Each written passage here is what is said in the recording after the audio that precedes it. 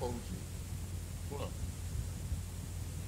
ଥରେ ଜଣେ ବ୍ରାହ୍ମଣ ସୁପଣ୍ଡିତ ଜଣେ ରାଜାଙ୍କ ନିକଟକୁ ଯାଇ ତାଙ୍କ ସଭାରେ ଭାଗବତ ପାଠ କରିବା ପାଇଁ ଇଚ୍ଛା ପ୍ରକାଶ କଲେ। ପଣ୍ଡିତ ମହାଶୟ କହିଲେ, ମହାରାଜ, ଭାଗବତ ଗୋଟିଏ ଶ୍ରେଷ୍ଠ ଧର୍ମ ଗ୍ରନ୍ଥ। ଯୋଗ୍ୟ ଆଚାର୍ଯ୍ୟ ନିକଟରୁ ତାହା ଆପଣଙ୍କର ଶିକ୍ଷା କରିବା ଉଚିତ। ଆପଣ ଆଜ୍ଞା ଦେଲେ ମୁଁ ପାଠ କରି ଶୁଣାଇବି। ଶାସ୍ତ୍ରଜ୍ଞ ପଣ୍ଡିତ ମାତ୍ରେ ହିଁ ମନେ କରନ୍ତି ଯେ ସେ ଶାସ୍ତ୍ରାଦି ଭଲ ରୂପେ ଅଧ୍ୟୟନ କରିଛନ୍ତି ଏବଂ ସେ ଶାସ୍ତ୍ରରେ ଅତ୍ୟନ୍ତ ପଣ୍ଡିତ। ପଣ୍ଡିତ ମହାଶୟ ରାଜାଙ୍କୁ କହିଲେ, ଆପଣଙ୍କ ରାଜସଭାରେ ଭାଗବତ ପାଠ କରିବି ବୋଲି ମୁଁ ଏଠାରେ ଉପସ୍ଥିତ ହୋଇଛି। ପଣ୍ଡିତମାନଙ୍କୁ ଯଥୋଚିତ ସମ୍ମାନ କରିବା ରାଜଧର୍ମ। ରାଜା ଅତି ବିଚକ୍ଷଣ ଓ ସହଜ ବୁଦ୍ଧି ସମ୍ପନ୍ନ ଥିଲେ। ସେ ଭାବିଲେ, ଏହି ପଣ୍ଡିତ ଯଦି ଭାଗବତ ପୁରାଣର ଯଥାର୍ଥ ମର୍ମଜ୍ଞ ହୋଇଥାନ୍ତି ତେବେ ଜପ, ଧ୍ୟାନ, ତପସ୍ୟା ଇତ୍ୟାଦି ସାଧନ ଭଜନରେ ହିଁ କାଳଯାପନ କରୁଥାନ୍ତେ। ଧନ ଯଶ ଆଶାରେ ରାଜଦ୍ୱାରରେ ପ୍ରାର୍ଥୀ ହୋଇ ଏଠାକୁ ଆସିନଥାନ୍ତେ। ଅନନ୍ତର ରାଜା ସେହି ପଣ୍ଡିତଙ୍କୁ କହିଲେ, ପଣ୍ଡିତ ପ୍ରବର, ଆପଣଙ୍କୁ ଆଚାର୍ଯ୍ୟ ପଦରେ ବରଣ ପୂର୍ବକ ଭାଗବତ ପାଠ ଶୁଣିବାର ଇଚ୍ଛା ମୋର ଅଛି। ସେଥିପାଇଁ ମୋର ଅନୁରୋଧ, ଆପଣ ଆହୁରି ଭଲ ଭାବରେ ପୁନରାୟ ଭାଗବତ ପଢ଼ି ଆସନ୍ତୁ। ରାଜାଙ୍କ କଥା ଶୁଣି ପଣ୍ଡିତ ମହାଶୟ ମନେ ମନେ କ୍ରୁଦ୍ଧ ହେଲେ, କିନ୍ତୁ ରାଜାଙ୍କ ଉପରେ କ୍ରୋଧ କରିବା ବୃଥା। କୌଣସି କଥା ନ କହି ପଣ୍ଡିତ ତାଙ୍କ ଘରକୁ ଫେରି ଆସିଲେ। ବାଟରେ ଯାଉଁ ଯାଉଁ ସେ କ୍ଷୁବ୍ଧ ହୃଦୟରେ ଚିନ୍ତା କରିବାକୁ ଲାଗିଲେ, ରାଜା ଗୋଟିଏ ଗଣ୍ଡମୂର୍ଖ। ତାଙ୍କର କୌଣସି କାଣ୍ଡଜ୍ଞାନ ନାହିଁ। କିଏ ପଣ୍ଡିତ କିଏ ମୂର୍ଖ ତାହା ବିଚାର କରିବା ପାଇଁ ସେ ଅସମର୍ଥ। ମୋତେ ପୁଣି ସେ କହୁଛନ୍ତି କ'ଣ ନା ପୁନରାୟ ଭଲ ଭାବରେ ଭାଗବତ ପଢ଼ି ଆସି ପାଠ କରନ୍ତୁ। 12 ବର୍ଷ ଧରି ଶାସ୍ତ୍ର ପାଠ କରି ସମଗ୍ର ଭାଗବତ ଗ୍ରନ୍ଥ ମୋର କଣ୍ଠସ୍ଥ। ରାଜା ପୁଣି କହନ୍ତି କ'ଣ ନା ଭଲ ଭାବରେ ପୁଣି ଭାଗବତ ପାଠ କରି ଆସନ୍ତୁ। ହାୟ ହାୟ। ଗୃହକୁ ପ୍ରତ୍ୟାଗମନ କରି ପଣ୍ଡିତ ତାଙ୍କ ପତ୍ନୀଙ୍କ ନିକଟରେ ସକଳ କଥା କହିଲେ। କିଛି କ୍ଷଣ ଚିନ୍ତା କରି ସ୍ତ୍ରୀ ତାଙ୍କୁ ପରାମର୍ଶ ଦେଲେ, ଯାହା ହେଉନା କାହିଁକି ରାଜା ମାତ୍ରେ ହିଁ ନରଦେବ। ତାଙ୍କ ଆଜ୍ଞାନୁସାରେ ପୁଣି ଥରେ ଭାଗବତ ପାଠ କରନ୍ତୁ। ତାପରେ ରାଜାଙ୍କୁ ଜଣାଇବେ ଯେ ତାଙ୍କ କଥା ଅନୁସାରେ ଆପଣ ଆଉ ଥରେ ଭାଗବତ ପାଠ କରିଛନ୍ତି। କୌଣସି ନା କୌଣସି ପ୍ରକାର ରାଜାଙ୍କର ତୁଷ୍ଟି ସାଧନ କରିପାରିଲେ ଆପଣ ରାଜସଭାରେ ପୁରାଣ ପାଠକ ପଦରେ ନିଯୁକ୍ତ ହୋଇପାରିବେ। ସେହି ପଦ ପାଇଲେ ଆମର ଆଉ କୌଣସି ଅଭାବ ରହିବ ନାହିଁ। ସହଧର୍ମିଣୀଙ୍କ ଉପଦେଶରେ ଅଭିମାନ ତ୍ୟାଗ କରି ବ୍ରାହ୍ମଣ ପୁନରାୟ ନିୟମିତ ଭାବରେ ଭାଗବତ ପାଠ କରିବାକୁ ଲାଗିଲେ। ଉତ୍ତର ପକ୍ଷ ଓ ପୂର୍ବ ପକ୍ଷ ବିଚାର ସମ୍ମତ ସିଦ୍ଧାନ୍ତ ଓ ଭାଷ୍ୟ ସହ ଭାଗବତର ସକଳ ପ୍ରଶ୍ନ ଓ ଶ୍ଲୋକ ସେ ଯତ୍ନ ସହକାରେ ଅଧ୍ୟୟନ କଲେ। ପରେ ଶୁଭ ଦିନ ଦେଖି ପୁଣି ରାଜାଙ୍କ ସମୀପକୁ ଯାତ୍ରା କଲେ। ରାଜା ପଣ୍ଡିତଙ୍କୁ ସାଦର ସମ୍ବର୍ଦ୍ଧନା କଲେ। ରାଜା ପଚାରିଲେ, ଆପଣ ଭାଗବତ ପାଠ ଶେଷ କରିଛନ୍ତି କି? ପଣ୍ଡିତ ତଦୁତ୍ତରରେ କହିଲେ, ମହାରାଜ, ଆପଣଙ୍କ ଆଜ୍ଞାନୁସାରେ ଭାଗବତ ପୁରାଣ ପାଠ ଖୁବ୍ ଯତ୍ନ ସହକାରେ ଶେଷ କରି ମୁଁ ଆସିଅଛି। ସବିସ୍ତାର ବ୍ୟାଖ୍ୟା ପୂର୍ବକ ଆପଣଙ୍କୁ ଭାଗବତ ପାଠ କରି ଶୁଣାଇବି। ଆପଣଙ୍କର ଯଶ, କୀର୍ତ୍ତି ଓ ଧର୍ମ ବୃଦ୍ଧି ହେଉ, ଏହା ହିଁ ମୋର ଏକାନ୍ତ କାମନା। କିନ୍ତୁ ରାଜା ପୂର୍ବପରି ପଣ୍ଡିତଙ୍କୁ କହିଲେ, ମୁଁ ସଂକଳ୍ପ କରିଅଛି ଯେ ଆପଣଙ୍କର ଶିଷ୍ୟ ହୋଇ ଭାଗବତ ପାଠ କରିବି। ଆପଣ ଗୃହକୁ ଯାଇ ପୁନରାୟ ପାଠ କରି ଆସନ୍ତୁ।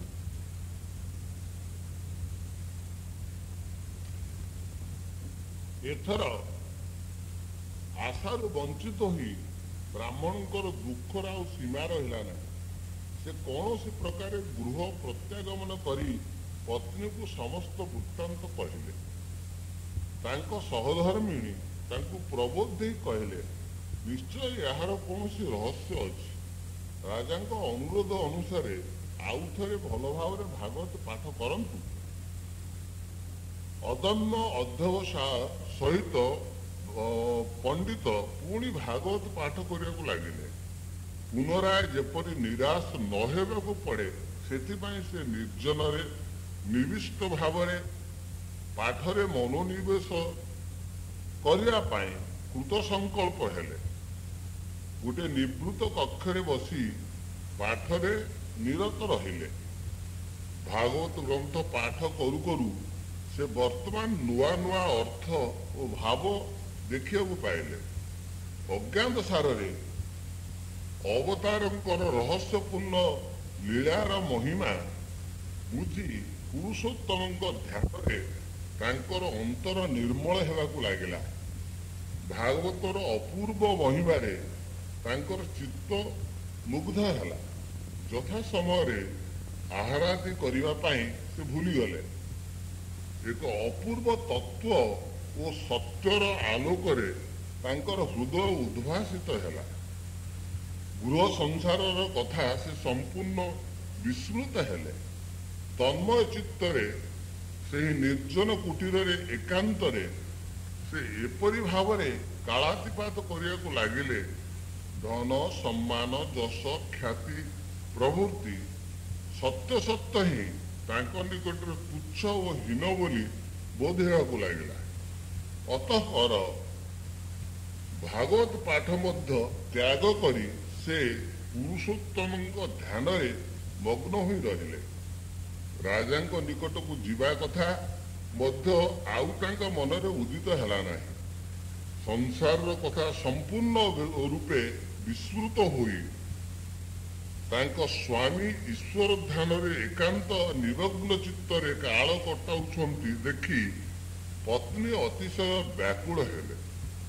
ଏହି ଅପ୍ରତ୍ୟାଶିତ ପରିଣାମ ଦର୍ଶନରେ ପତିପ୍ରାଣା ରମଣୀ ବ୍ୟଥିତ ହୃଦୟରେ ରାଜାଙ୍କ ନିକଟରେ ତାଙ୍କର ମର୍ମାନ୍ତିକ ଦୁଃଖର କାହାଣୀ ନିବେଦନ କଲେ।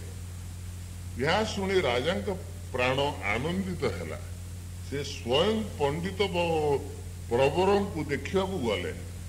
କୁଟୀରକୁ ଆସି ରାଜା ବ୍ରାହ୍ମଣଙ୍କ ମୁଖରେ ଏକ ଅପୂର୍ବ ତେଜ ଓ ଦୀପ୍ତି ଦେଖିବାକୁ ପାଇଲେ। ମୁଖମଣ୍ଡଳର ଅପୂର୍ବ ଜ୍ୟୋତି ଓ ଦିବ୍ୟ ସୌନ୍ଦର୍ଯ୍ୟ ଦର୍ଶନ କରି ରାଜା ବୁଝିପାରିଲେ ଯେ ପଣ୍ଡିତଙ୍କର ପୂର୍ଣ୍ଣ ଜ୍ଞାନ ହୋଇଅଛି। ବ୍ରାହ୍ମଣଙ୍କ ଚରଣରେ ନିପତିତ ହୋଇ ରାଜା କହିଲେ, ଆପଣ ଭଗବାନଙ୍କ କୃପା ଲାଭ କରିଛନ୍ତି। ଦୟାକରି ମୋର ଅପରାଧ ମାର୍ଜନା କରନ୍ତୁ। ବିଦ୍ୟାନୁଶୀଳନ ବା ପାଣ୍ଡିତ୍ୟ ଲାଭ ଗୋଟିଏ ଜିନିଷ ଏବଂ ସାଧନ ଲବ୍ଧ ଜ୍ଞାନ ଭକ୍ତି ଓ ଶ୍ରଦ୍ଧା ଲାଭ କରିବା ଅନ୍ୟ ଏକ ବସ୍ତୁ। ଧନ ମାନ ଯଶ ଇତ୍ୟାଦି ଆଶାରେ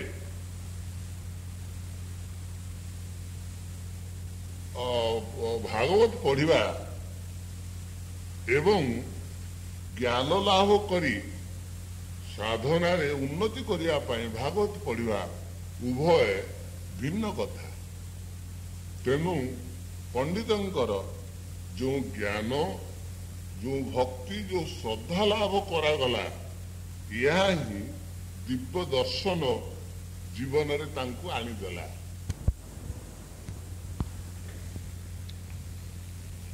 ପିଲାଏ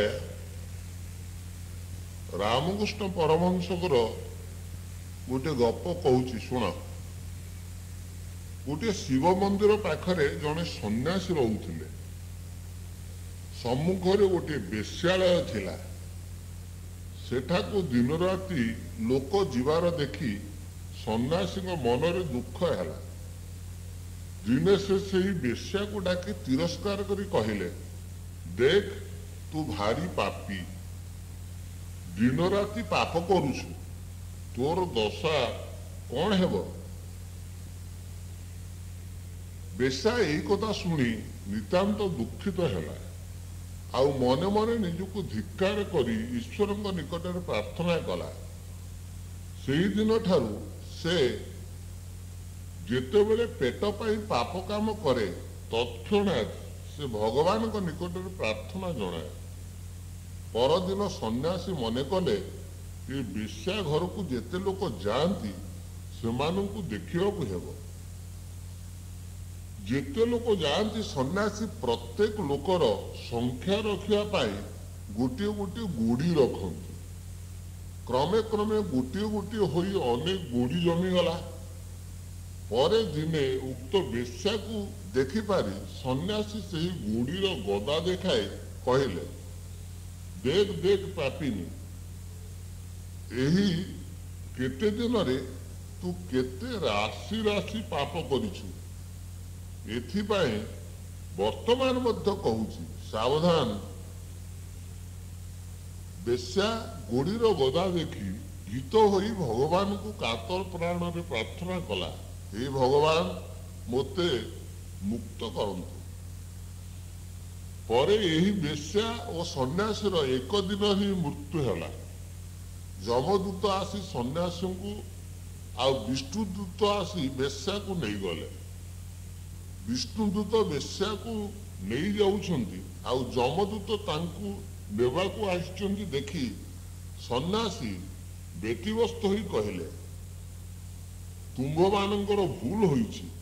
विष्णुदूत मोते नेबाकु आछंती, आउ तुम्हे माने ये बेश्याटा को नेबाकु आस्थिबो। जमदूत कहले, ना आमर भूल होई नाही, आमे ठीक आसछु। सन्यासी क्रुद्ध होई कहले, कौन आजीवन मु भगवान को नाम करिछि, आउ से पापिनी बेश्यावृत्ति करी कटाइला। वर्तमान तुमे मोते नेबाकु आसिछ, आउ तांकु विष्णुदूत माने नहीं जिवे, यह किपरि कथा। जमदूत कहले, से बेश्यावृत्ति करी नाही, बेश्यावृत्ति करिछ तुमे। तुमे भगवानकर नाम करी नाहो, करिछि ए बेश्या। भल भावरे ता बुझी देख, जहार जेपरि भाव सेहीपरि लाभ। ताहा कौन जान नाही। परर दोष देखिबा बा ताहा गणना करिबा साधक भक्तर काम नुहे। भगवान किपरि भावरे करंती ताहा किए जाने। तांकर गणना रीति अनुसार किए भल किए मंद ताहा केवल से ही जानती। निजर अंतर शुद्ध रखी पर दोष को करुणा दृष्टि देखिबा यह ही आमर कर्तव्य। भगवान रामकृष्ण परमहंस थरे कहूतिले, दिने नारदंग मनरे अभिमान होई थिला जे प्रकृति रे तांको सदृश आउ भक्त नाहंती। भगवान ताहा बुझी पारि कहिले, नारद हरिपुर ग्राम रे मोर जड़े भक्त अछि, तांकु टिए देखि आस तो। नारद सेठाकु जाई देखंती जे गोटे चषा सकाळु उठी थरे हरिनाम करी लंगल नहीं खेतु चलीगला। तापरे समस्त दिन कामदाम सारी घर को आसी राति रे थरे हरिनाम करी सोइला। नारद भाविले, इहाकु ठाकुरे भक्त कहले किपरि। भक्तिर लक्षण तो यार किछि देखि पाली नाही। तापरे ठाकुरों को निकट को जाई निजर मनोभाव जणाइले। ठाकुरे कहले, नारद तुमे ही तेल गिनाटी हाथ रे धरी गोलोक भ्रमण करि आस, किंतु देख सावधान जेपरि टोपिए हेले तेल तले न पड़े। ठाकुरों को आदेश अनुसार नारद तेलपूर्ण गिनाटी हाथ रे धरी गोलोक भ्रमण करि आसिले। ठाकुरे कहले, ନାରଦ, ଗୋଲକ ଭ୍ରମଣ କରୁ କରୁ ତୁମେ ମୋତେ କେତେ ଥର ସ୍ମରଣ କରିଛ? ନାରଦ କହିଲେ, ଠାକୁରେ, ଥରେ ହେଲେ ସ୍ମରଣ କରିପାରି ନାହିଁ। ସ୍ମରଣ କରିବି କିପରି? ଆପଣ ଯେ ତେଲ ଗିନାଟିକୁ ଉଛୁଳା ଉଛୁଳି ଭାବରେ ତେଲ ପୂର୍ଣ୍ଣ କରି ଦେଇଥିଲେ, ଟିକେ ଚାଲିଲେ ସେଥିରୁ ତେଲ ପଡ଼ିଯିବାର କଥା। କାର୍ଯ୍ୟତଃ ଭୟରେ ମୋତେ ତେଲ ଆଡ଼କୁ ଦୃଷ୍ଟି ରଖିବାକୁ ପଡ଼ିଥିଲା, ତେଣୁ ଆପଣଙ୍କୁ ସ୍ମରଣ କରିପାରି ନାହିଁ। ଠାକୁରେ କହିଲେ, ତେଲ ପଡ଼ିଯିବା ଭୟରେ ତୁମ ଭଳି ଭକ୍ତ ମୋତେ ଭୁଲିଗଲା। ଆଉ ସିଏ କେତେ ବଡ଼ ଭକ୍ତ କହ ଦେଖି, ଯିଏ ପ୍ରକାଣ୍ଡ ସଂସାରର ଭାର ମୁଣ୍ଡରେ ନେଇ ସୁଦ୍ଧା ଦିନରେ 2 ଥର ହେଲେ ମୋତେ ସ୍ମରଣ କରୁଥିଲା। ଆଉ ଗୋଟେ ଗପ କହୁଛି ଶୁଣ। ଗୋଟେ ଗାଁରେ ଗୋଟେ ପରିବାରରେ 2 ଜଣ ଲୋକ ଥିଲେ। ସେ ହଉଛି ଗୋଟେ ପଣ୍ଡିତ ପରିବାର। ପଣ୍ଡିତ ଆଉ ପଣ୍ଡିତିଆଣୀ 2 ଜଣ ଥାନ୍ତି। ତାଙ୍କର ପିଲାପିଲି କିଛି ନଥାନ୍ତି। ଦିନେ ସକାଳୁ ପଣ୍ଡିତାଣୀ କହିଲେ, ଦେଖନ୍ତୁ, ଆଜି ଘରେ ତେଲ ନାହିଁ। ସକାଳୁ ସକାଳୁ ଉଠି ତେଲି ଘରୁ ଯଦି ତେଲ ନ ଆଣିବେ, ଆଜି ରୋଷେଇ ବନ୍ଦ। ପଣ୍ଡିତ ମହାଶୟ ସକାଳୁ ଉଠି ତେଲ ବୋତଲଟି ଧରି ତେଲ ଆଣିବା ପାଇଁ ତେଲି ଘରକୁ ଗଲେ। ତେଲି ଘର ପାଖରେ ପହଞ୍ଚିଲା ବେଳକୁ ଦେଖିଲେ ଯେ ତେଲ ଘଣା ପେଡ଼ା ଯାଉଛି। ଗୋଟେ ବଳଦ ଘଣା ଟାଣୁଛି, ଘଣା ବୁଲୁଛି, ତେଲ ପେଡ଼ା ଯାଉଛି, କିନ୍ତୁ ତେଲି ସେଠି ନାହିଁ। ସେ ଆଶ୍ଚର୍ଯ୍ୟ ହେଲେ, ଏଠି ତ କେହି ନାହିଁ। ତାହେଲେ ଘର ଭିତରକୁ ସବୁ ଗଲେ। ଘର ଭିତରେ ଯାଇ ଦେଖିଲେ ତେଲି ବହୁତ ଦୂରରେ ବସିଛି, କିନ୍ତୁ ଏ ପାଖରେ ତେଲ ଘଣା ଚାଲିଛି। ତେଲି ଯେତେବେଳେ ଦେଖିଲା ପଣ୍ଡିତ ମହାଶୟ ଆସିଛନ୍ତି, ସେ ଆସିକି ନମସ୍କାର କଲା। କହିଲା, ପଣ୍ଡିତ ମହାଶୟ, ଆପଣ ସକାଳୁ ଆମ ଦ୍ୱାରରେ ଗୋଡ଼ ଦେଲେ, ଏହା ଆଜି ବହୁ ଭାଗ୍ୟ। ଆପଣ କ'ଣ ପାଇଁ ଆସିଲେ କୁହନ୍ତୁ? ପଣ୍ଡିତ ମହାଶୟ ତେଲ ବୋତଲଟି ଦେଇ ତେଲ ଦରକାର ଅଛି କହିଲେ, ଏବଂ କହିଲେ ତେଲ ତ ମୁଁ ନେବି, କିନ୍ତୁ ମୋତେ ଗୋଟେ କଥା କୁହ। ମୋ ମନରେ ଗୋଟେ ପ୍ରଶ୍ନ ହେଲା ଯେ ତମେ ତ ଏତେ ଦୂରରେ ଅଛ, କିନ୍ତୁ ତେଲ ଘଣା ଯିଏ ବଳଦ ତାକୁ ଟାଣୁଛି ସେଠି ତ କେହି ଦେଖିବାକୁ ନାହିଁ। ଆଚ୍ଛା, ତମେ କେମିତି ଏଠି ବସିକିରି ବଳଦ ଘଣା ପେଡୁଛି କି ନାହିଁ କେମିତି ଜାଣୁଛ? ତେଲିଟି ଟିକେ ହସିକିରି କହିଲା ଯେ ପଣ୍ଡିତ ମହାଶୟ, ଆପଣ ଏତିକି ଜାଣିପାରିଲେ ନାହିଁ, ସେ ବଳଦ ବେକରେ ମୁଁ ଗୋଟେ ଘଣ୍ଟି ରଖିଛି। ବଳଦ ଯେତେବେଳେ ଚାଲୁଥିବ ସେ ଘଣ୍ଟି ଟଙ୍ଗ ଟଙ୍ଗ ହେଇ ବାଜୁଥିବ। ମୁଁ ଏଇଠି ରଖିକି ଜାଣିବି, ଏଇଠି ବସିକିରି ଜାଣିବି ଯେ ବଳଦ ଚାଲୁଛି, ତେଲ ଘୋଡ଼ା ଚାଲିଛି। ଯେତେବେଳେ ଘଣ୍ଟି ବନ୍ଦ ହେଇଯିବ, ମୁଁ ଏଇ ଯୋଉ ବେତ ରଖିଛି ତଳେ 2 ପାହାରେ ପିଟି ଦେଲେ ବଳଦ ପୁଣି ଚାଲିବ ଏବଂ ତା ବେକର ଘଣ୍ଟି ଟଙ୍ଗ ଟଙ୍ଗ ହେଇ ବାଜିବ। ଏ କଥା କହିସାରିଲା ପରେ ବୋତଲଟି ଧରିକିରି ତେଲ ଭର୍ତ୍ତି କରିକିରି ତେଲି ଦେଲା। ପଣ୍ଡିତ ମହାଶୟ ଧରିକିରି ଆସ୍ତେ ଆସ୍ତେ ଘରକୁ ଆସିଲେ। ଅଧ ବାଟରେ ହେଇଛନ୍ତି ପଣ୍ଡିତ ମହାଶୟ ମନରେ ଆଉ ଗୋଟେ ପ୍ରଶ୍ନ ହେଲା, ମତେ ତ ତେଲି ଠକିଦେଲା। ଯଦି ବଳଦ ଗୋଟେ ଜାଗାରେ ରହିକିରି ବେକ ହଲାଏ, ତାହେଲେ ବି ତ ଟଙ୍ଗ ଟଙ୍ଗ ବାଜିବ ଘଣ୍ଟି। ପୁଣି ଫେରିଲେ। ଯେମିତି ତେଲି ଦେଖିଲା ପଣ୍ଡିତ ମହାଶୟ ଫେରି ଆସୁଛନ୍ତି, ସେତେବେଳେ ତେଲି ପଚାରିଲା, ଆଜ୍ଞା କ'ଣ ତେଲ କମିଗଲା? ଆପଣ ପୁଣି ଫେରିଲେ କାହିଁକି?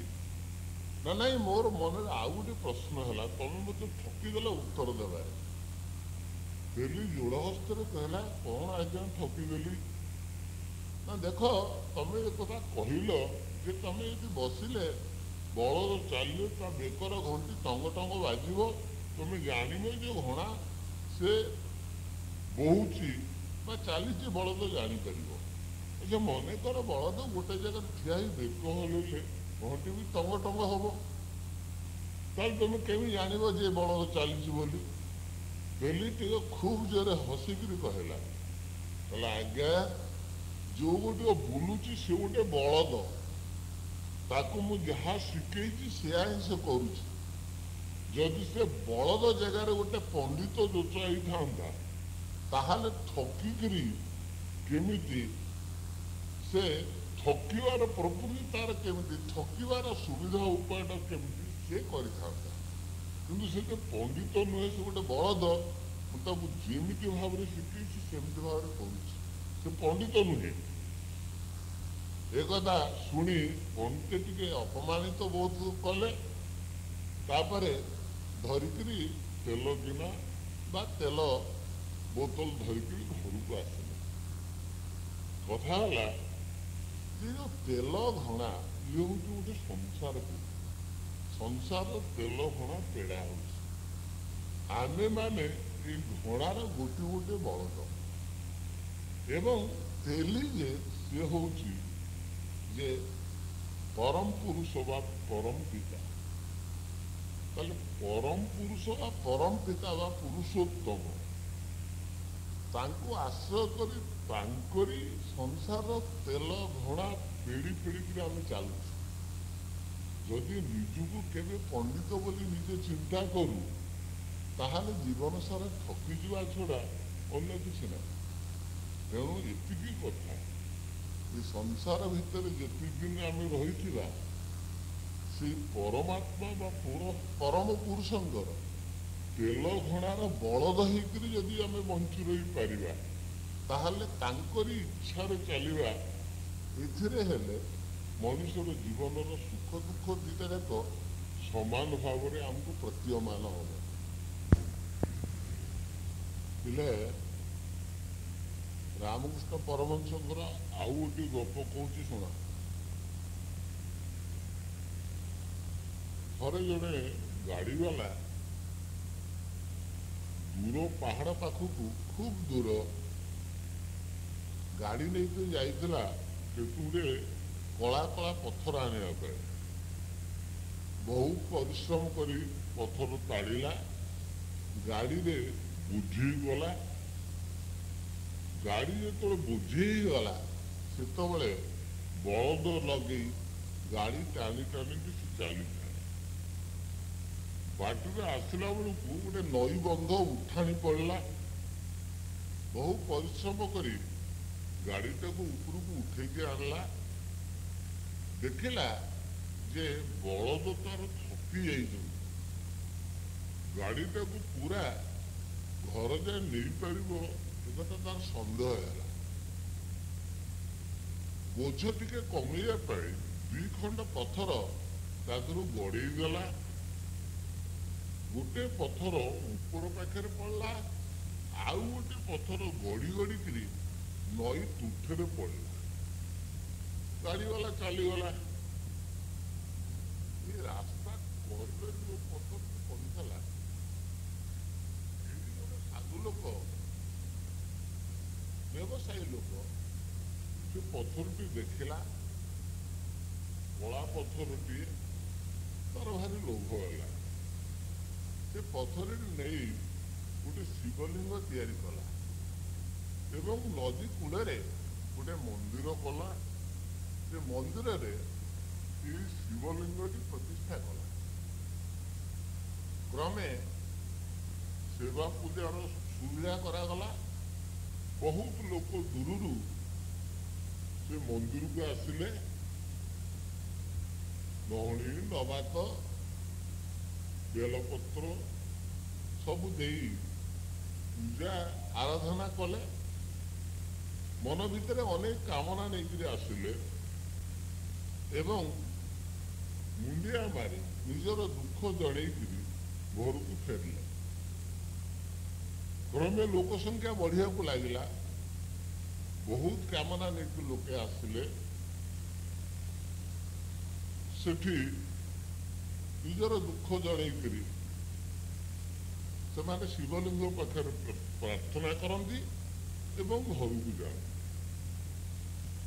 आर जो पथरटी नई कूल को गढ़ी जाता लोक मैंने जो नई की गाधे आसिले से पथर उपर लुगा काचती मैला सफा करती गोड़ घसती गाधे सारी जाती एमती किसी दिन चलला दिने राति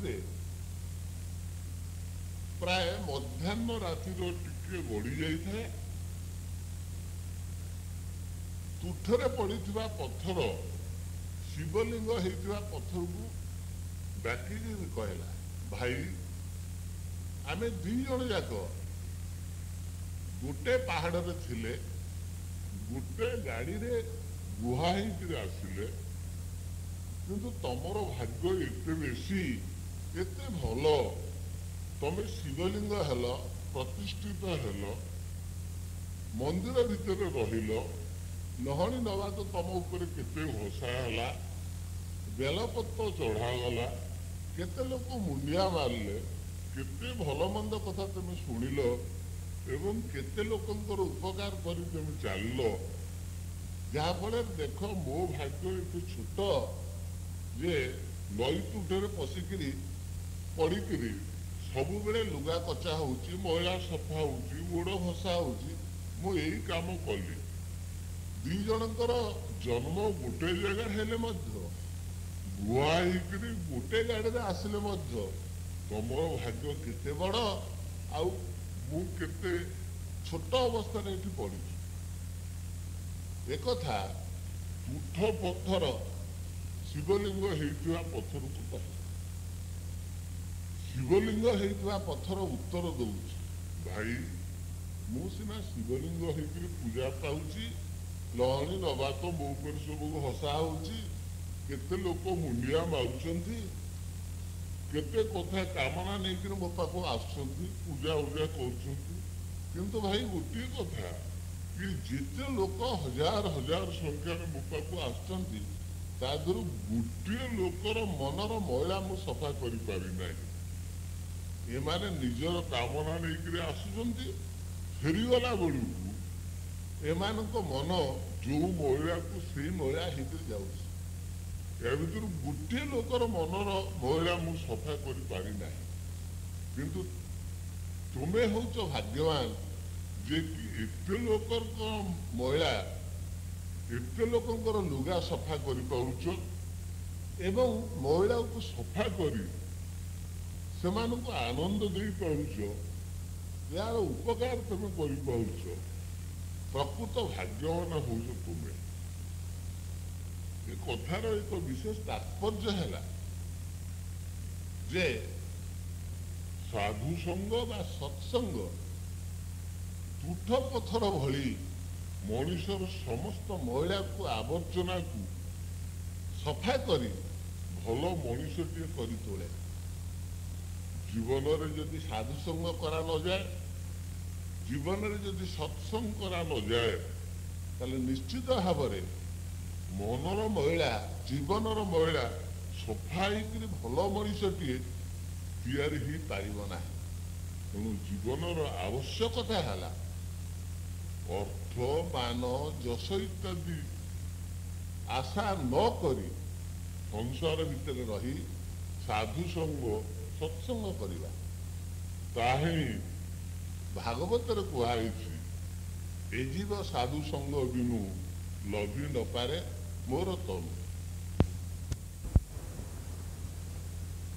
पुराणा कालर गपटे पुराणर गप कहूँ शुण पुरा काल भस्मलोचन नाम जड़े राक्षस थिला से अमरत्व लाभ करने आशारे भगवान शिव को कैलाश पर्वत आराधना करने को लगिला एकाग्र चित्तरे दीर्घ दिन निज देह को कष्ट दे तपस्या करी चलला बहु काल ए मध्य बीतीगला शेषे भगवान शिव ता तपस्या ସନ୍ତୁଷ୍ଟ ହୋଇ ଆବିର୍ଭୂତ ହେଲେ ଓ ଭସ୍ମଲୋଚନକୁ ବର ପ୍ରାର୍ଥନା କରିବାକୁ କହିଲେ।